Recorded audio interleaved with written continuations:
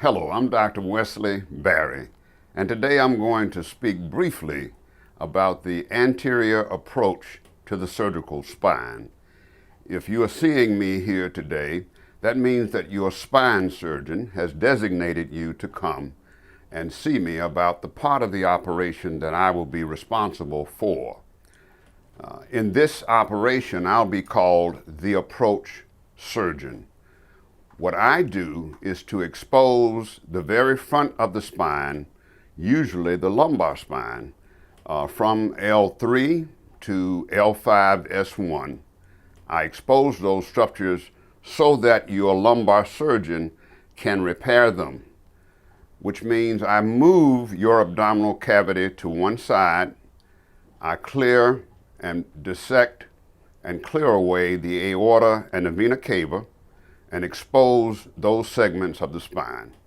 Once that is done and once the spine has been repaired, I put those organs back in place. I act as a co-surgeon on this operation, and your spine surgeon will be a co-surgeon. The most common problem that can be associated with this operation is bleeding. If we get into bleeding intraoperatively, it is my responsibility to control it. I'm happy to say that we've done this operation over 16,000 times successfully without having any major bleeding complications. The anatomy of this operation is as follows. Your incision will be made in the lower middle abdomen. The length of it will depend on how many segments of your spine we're trying to reach.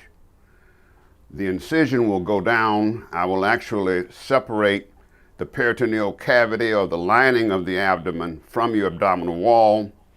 We actually push this to one side. That exposes the great vessels.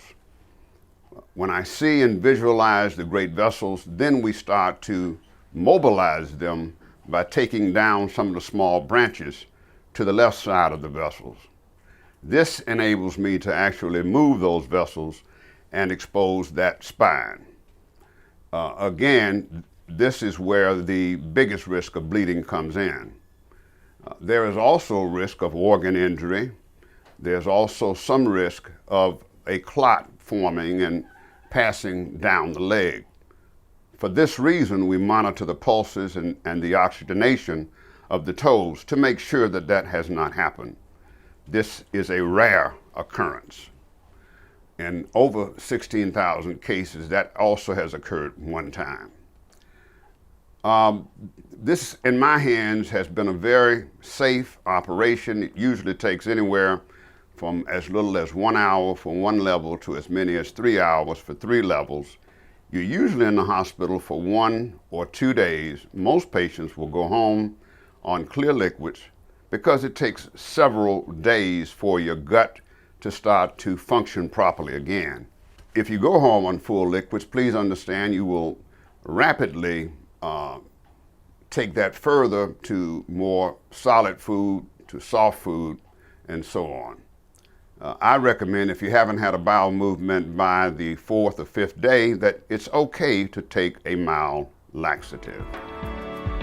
In summary, I will approach your abdomen along with your spine surgeon.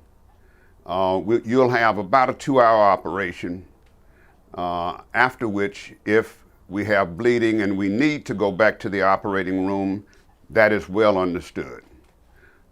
Should not happen, but certainly could. And again, the major complication besides bleeding would be injury to some organs. Of course, if that were to occur, we would have to repair those. It is extremely important that you follow the instructions you will be given to clean out your bowel for the 2 days that you'll be given. That is extremely important. Not following those instructions can make your own operation either impossible or much more difficult. Thank you so much for listening, and I'll be happy to answer any other questions that you may have.